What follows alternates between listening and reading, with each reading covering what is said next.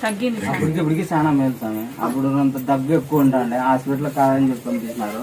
దగ్గు ఎక్కువ ఉండే, ఆయాస ఎక్కువ పడుతుండే, కాలు చేయంతగా సచ్చు ఉండే. ఇప్పుడు అవన్నీ ఏమి లేవు అనమాట. చాలా అంత మేలు. ఇబ్బంది అప్పుడు లేదు స్వామి. అనే టైం ఉంది స్వామి.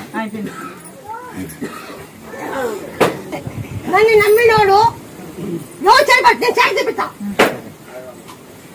ఆ కనుకులు పోవాలంటే జై శ్రీరామ్, జై హనుమ, జై శ్రీరామ్ అని మిరపగింజలు తొలగమని మిరపగింజ తొలగ ఈ కడుపు తగ్గిపోతాడు.